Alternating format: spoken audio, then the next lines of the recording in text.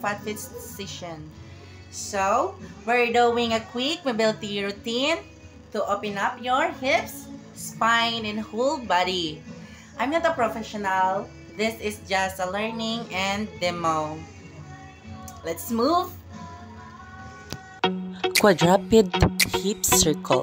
Starts on a force with your hands under your shoulders and knees under your hips. Slowly draw a big circle with one knee, moving forward, out, and back.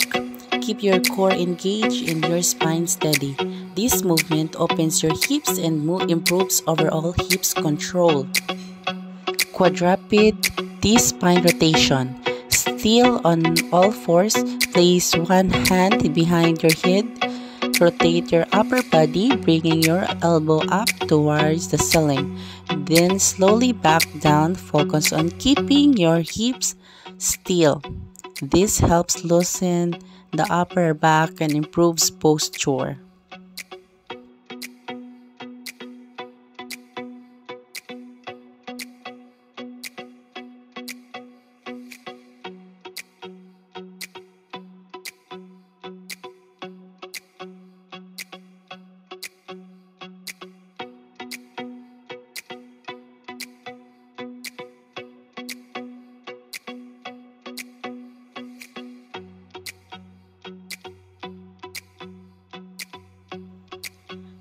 Pigeon stretch. From a plank, bring one knee forward and place it behind your wrist.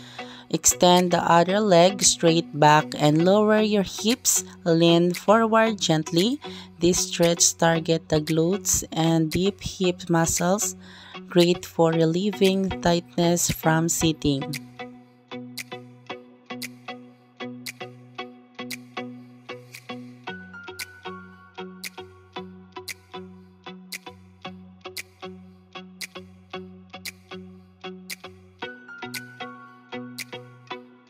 Spider-Man stretch to T rule. Step forward into a deep lunge with your hands on the floor. Drop your hips, then rotate your upper body towards the front leg, reaching your arms up toward the sky. This full body movement builds hip mobility and thoracic rotation at the same time.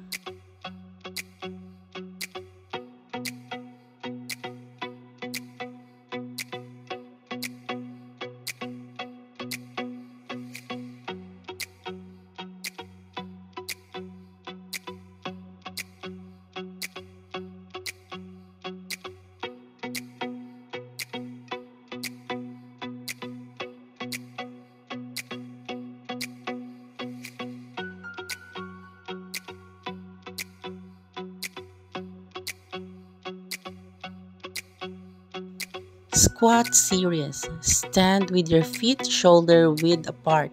Sink into a deep squat, keeping your heels down. From here, shift your weight side to side. Drive your knees outward and work on keeping your chest tall. This improves ankle, knee, and hip mobility.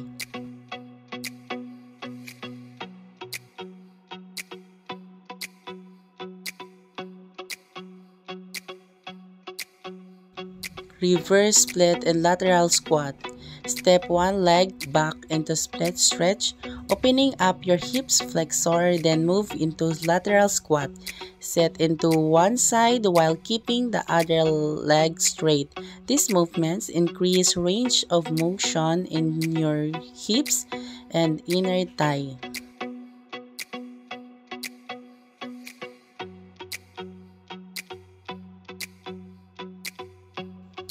Standing hip circle. Stand tall and gently circle your hips in a smooth, controlled motion. Move in both directions. This warms up your hips joints and helps your lower body move more freely throughout the day. If you like this video, don't forget to like, share, and subscribe. Bye-bye.